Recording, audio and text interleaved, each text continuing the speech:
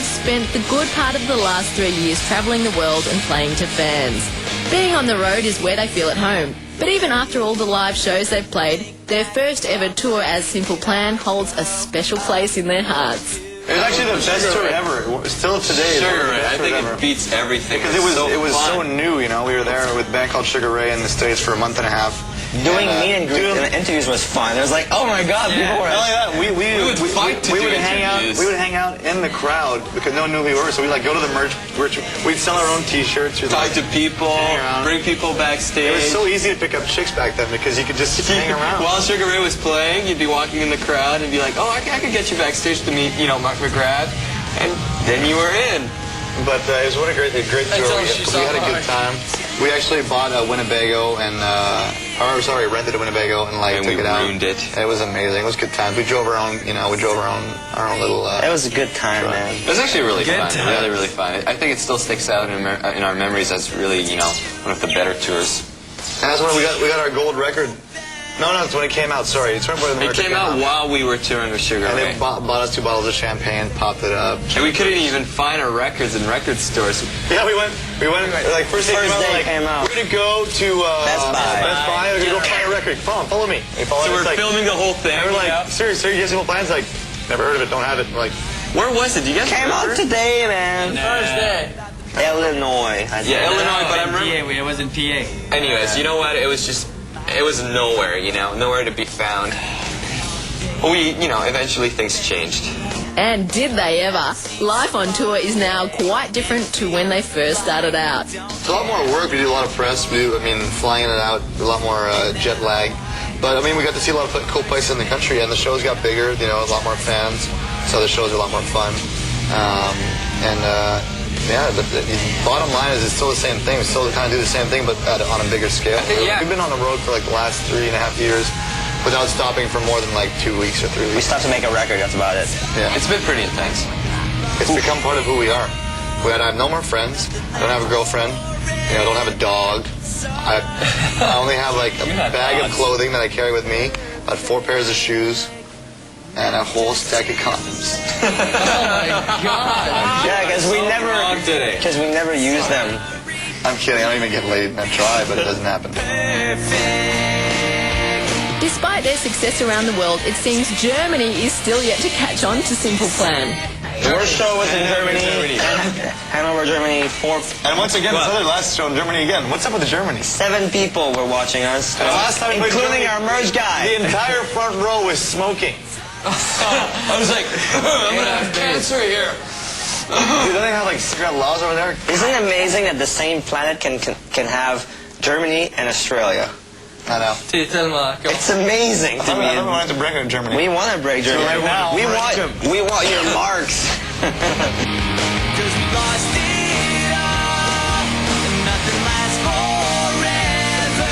But even us Australians were a little slow to catch on. Simple Plan graced our shores in 2002 and played to a handful of people. But when they returned in 2004, this time supporting one of their favourite bands, Green Day, the band were welcomed by thousands of screaming fans everywhere they went. It's the best tour ever. We'll let David talk about it.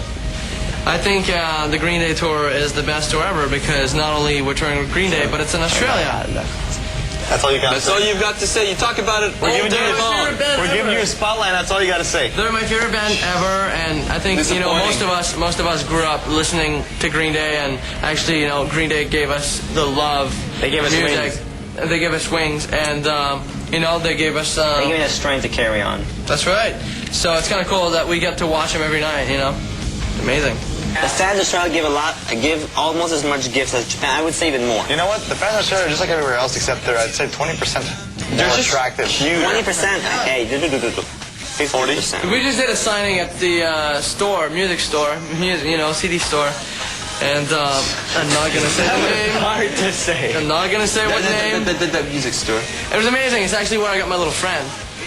Pretty much everywhere has been really mind-blowing. It's really cool to be able to, get emails from people, around the world telling us that our songs have made a difference in their lives. It's hard to explain. I think the coolest thing about playing is just, the reaction, the kids just, you know, the feedback with the kids is Being so able good. to look at them in the eyes, and it's so weird to see that they go crazy, you know, and you go crazy as It well. makes you so want it's to go kinda- even more, just like be more into it. You know, it's so rad. We all are just kids, right?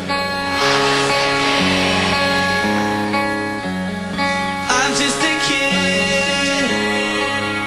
Simple Plan have been lucky enough to share the stage with some of their musical heroes, but that's not all. They've even managed to interview some of them as well. Drummer Chuck was also a music journalist. Chuck interviewed Bad Religion when he was like 14. Yeah, that is correct. I saw you on TV do it. And I played him our music. Yeah. I remember that. Chuck was... he went like this. He's like, It's good. Chuck was an And it sounded just like Bad Religion. It's a... Chuck was an interviewer, and So it's such a ripoff. he actually bashed the shit out of Sum 41. That got us in a lot While of ago. trouble, you know, because some part was so cool. They didn't like us because Chuck didn't give him 5 stars. I give them 3.5 out of 5. I think That's pretty good. was it deserved? Yeah. That was Was that pretty record? generous. It was like They lucky that they got 3 stars if you ask it was me. half hour of Yeah. power, and I thought it was actually I half stand by my It was a rating. nice review. He even called it. He's like, "Do you think it's all right?" I'm like, "Dude, it's fine. You said the good points and the bad points." I just Sum said- 41 sucked my I said- fucking dick. I said You guys maybe are crybabies. maybe you shouldn't have a drum solo on your first demo. That's what I said. And I stand by that. all I right? agree with Chuck on that one. Thank you. I don't know. But the talents keep coming. Pierre and Chuck, along with longtime friend Pat, who also tours with the band and looks after their website, also own their very own clothing line called Role Model. Before the band had any success at all, we kind of started this company, just like made a couple of shirts and said like, this is kind of a cool idea. And eventually it turned out, you know, working out for us. And now we have this clothing line where we make like shirts and like hats, hoodies. Now we have this stuff. multinational conglomerate of clothing. So do they actually consider themselves as role models? No, it's a joke. It's actually That's sarcastic. sarcastic. I do drugs. I buy. I'm not going to say that. I'm kidding. You just did, bud. No, I think that I think that we live our lives the way we want to, and you know, and I mean, if some people want to look up to us as role models, that's cool. But I don't. We try our best to be good people. Yeah, And we have our morals and values, and we respect those. And I mean, I think that. Hopefully they're good.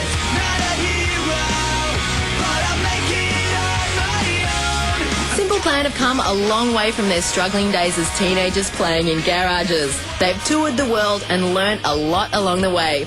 They've faced their critics and won new fans. For Simple Plan, it's been a long time in the making, but there is still a whole lot more to conquer. But perhaps most importantly, they've managed to do it all together as a band and also as friends. I hate you. Suck, dude. You know, we just That's gotta super let shit. it out sometimes. And this Once in morning, a while, you got to do this. this morning, you know, I opened the door of the van. one. Sorry. I opened the door in Jeff's face. He was just annoying. He lost We don't usually fight. I lost it, actually. Jeff is that little hot-tempered, so once in a while he freaks out. But then, you know, after like an hour, he's like, "Yeah, I was a little intense, guys. lanky there. I'm sorry." Sorry. I got a little carried away. But you know, I think we fight once in a while, like it's natural, you know. But we've gotten better actually resolving the issues. It's really Our relationship has gone deeper. You know, it's like it's such a deep friendship. all Nothing good. can break it. so deep. So deep. I don't want to be a downer, but That's like my dick.